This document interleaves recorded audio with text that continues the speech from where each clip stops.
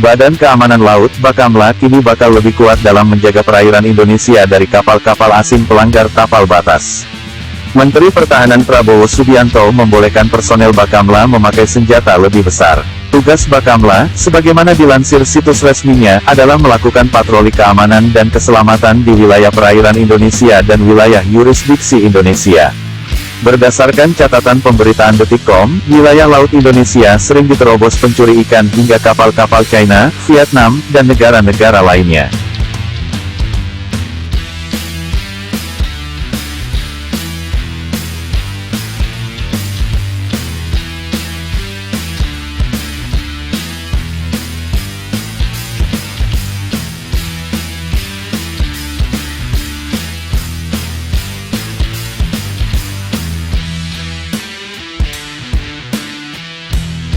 Saya ingin tegaskan lagi di sini, bahwa pelanggaran wilayah tidak hanya terjadi dari satu negara, tapi beberapa negara lain juga melakukan pelanggaran wilayah ke wilayah kita, kata Prabowo seusai rapat di Komisi 1 DPR, Kompleks Parlemen, Senayan, Jakarta, tanggal 20 Januari tahun 2020.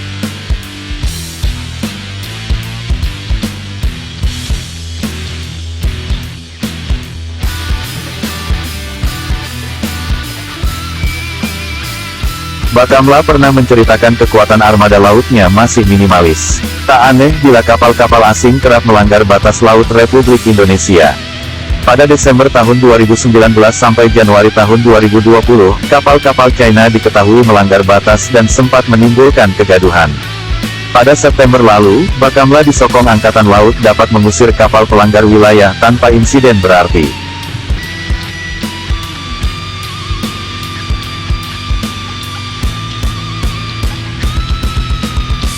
Setelah insiden Januari lalu, Menteri Pertahanan Prabowo Subianto dan Komisi 1 DPR RI setuju mengucurkan anggaran untuk melengkapi kapal patroli Bakamla dengan senjata. Persenjataan dimaksud adalah 20 mitralyur 12,7 mm dari PT Pindad yang dibeli pada awal September lalu. Padahal China Coast Guard dilengkapi dengan meriam berukuran 76 mm.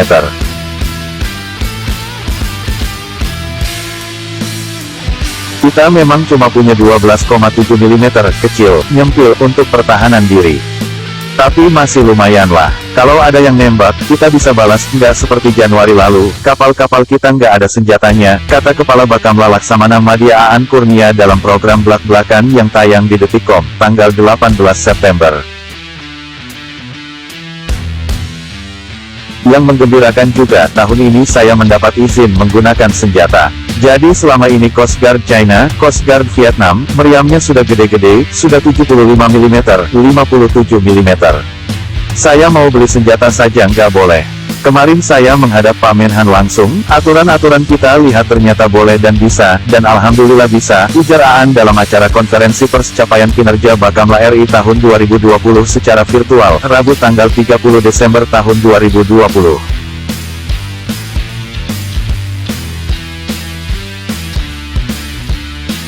Aan menjelaskan, sebelumnya Bakamla hanya dibekali senjata peluru karet. Pada tahun ini, petugas Bakamla sudah diizinkan menggunakan senjata berkaliber 30 mm dan senjata perorangan.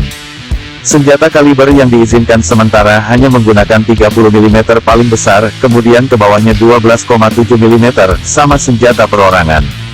Itu saja, ucapnya. Aan menegaskan senjata tersebut tidak mematikan. Menurutnya, fungsi petugas Bakamla dipersenjatai itu untuk keamanan diri apabila sedang bertugas di laut.